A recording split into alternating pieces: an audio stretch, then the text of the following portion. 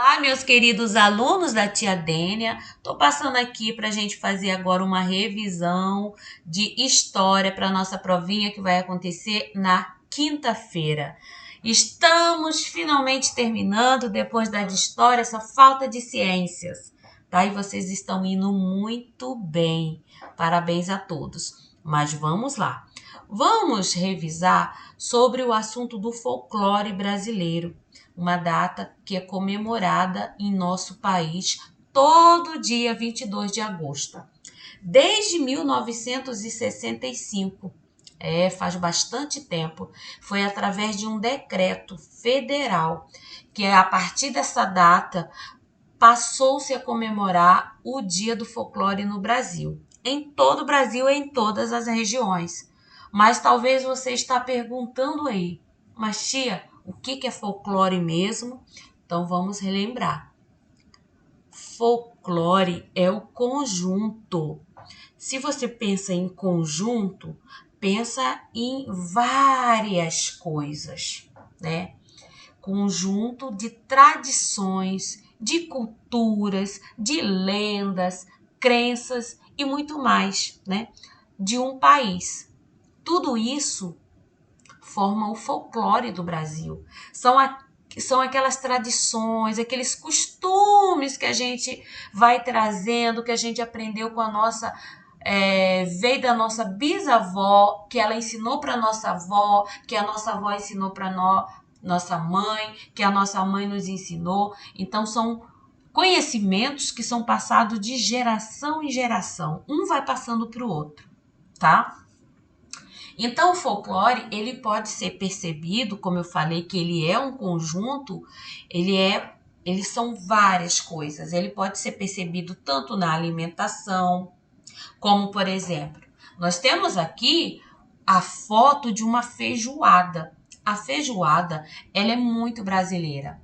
Nós descobrimos, né, esse prato através dos africanos, né? Os povos africanos nos ensinaram a fazer esse tipo de prato, essa delícia que é a carne cozida dentro do feijão. E já faz muito tempo, né? Todo mundo geralmente gosta desse prato e é um prato tradicional. Outro prato também que faz parte da culinária e é tradição é o acarajé. Lá na Bahia, eles fazem muito, tem gente que vive da venda do acarajé, que é esse bolinho que é feito de feijão branco e tem aí camarão seco e outras coisas mais, né?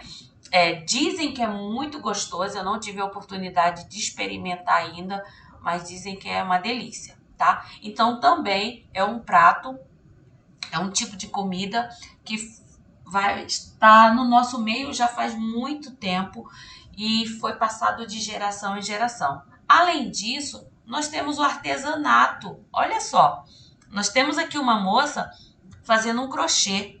Tanto crochê quanto bordado, tricô. Isso é muito antigo. Essa técnica de artesanato é antiguíssima. É muito antiga.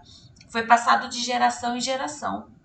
Temos também a capoeira, que já é um costume em nosso meio, que a gente também aprendeu, né, esse tipo de dança com os povos africanos. Foram eles que trouxeram para nós, que nos ensinou, né, e a gente aprendeu. Agora, nós temos também festas, como, por exemplo, o carnaval. Além do carnaval, nós temos também a festa junina e além de outras. Então, as festas também, elas fazem parte do folclore brasileiro. Temos também as lendas. Talvez você estava aí se perguntando, tia, folclore é lenda? Só lenda? Não, não é só lenda, porque folclore é um conjunto. São várias coisas que fazem parte de um folclore, né? Nós temos também as lendas, como do Saci Pererê, que você está vendo aí, do Curupira, né? Que faz parte das lendas. Lendas, vamos falar um pouquinho mais sobre elas no próximo slide. As lendas brasileiras, elas, a gente pode pensar assim, numa época que não tinha ainda, as crianças não tinham tanto acesso aos livros, essas histórias eram muito mais contadas. Hoje está ficando um pouco esquecido, né? A gente lembra mais na escola, mas porque hoje a gente já tem um acesso aos livros infantis. Tem muitos livros, tem os livros das meninas, que as meninas gostam, das princesas, né? Da Bela e a Fera, aquelas coisas todas da Disney, aquelas histórias. Temos histórias em quadrinhos. Então, hoje, a gente já não escuta com tanta frequência essas lendas, mas elas já foram muito, muito importantes para fazer as crianças dormir, né? Para contar e se divertir. Eu vou falar um pouquinho sobre cada personagem desse daqui, que faz parte da nossa lenda, das lendas brasileiras. E aí eu vou pedir a você que não fique assim preocupado. Ah, tia, eu sou da igreja, eu não acredito nisso. Tá tudo bem, tá? A tia também é da igreja, não tem problema nenhum, tá?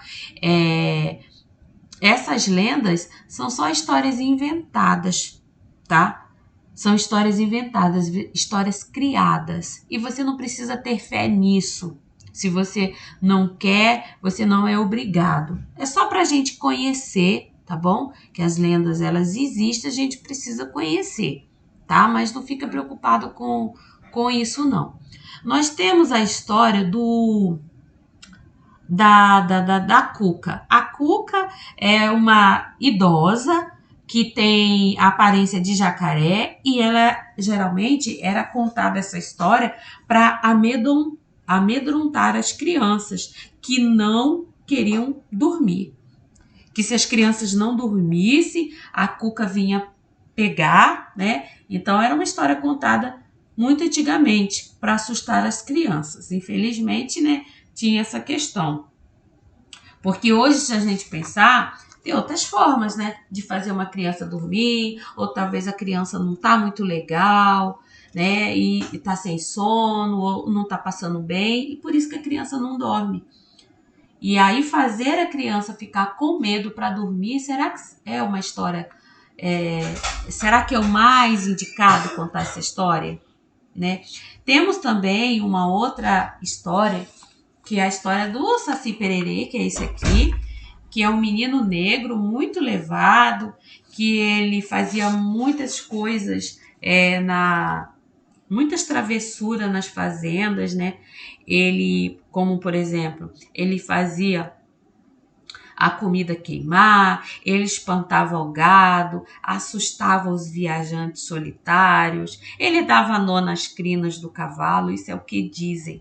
Dizem também, diz a lenda, que ele, nesse gorro dele vermelho, é onde que está o poder dele, e que se tirar esse gorro dele, tem que, né, vai tirar o poder dele, é só jogar ele dentro de uma garrafa, e ele fica preso ali, fecha com uma rolha, uma tampa, e nunca mais ele sai, né? Isso faz parte da história desse personagem. Outro personagem é a Yara, né, que é uma sereia que fica na água, que encanta os meninos, rapazes, com o seu belo canto. Temos também o Boitatá. Boitatá seria, no caso, essa cobra, essa serpente, onde ela tem aí os seus olhos vermelhos, sua cabeça de fogo, e em algumas imagens ela tem sim os olhos de fogo também. E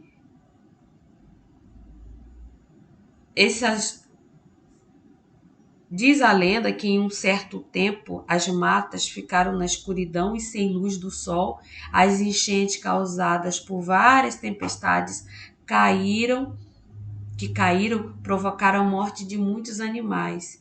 E aí é uma história assim, que eu nem vou contar o restante, né? Porque é uma história assim bem assustadora, essa história dessa cobra, enfim. A lenda do lobisomem também tem, que inclusive ele nem tá aqui, mas tem essa lenda do lobisomem, que é um homem que ele se transforma ele tem metade homem, outra metade é de um lobo, tá? Tem também a do boi Bumba Meu Boi, que é esse aqui.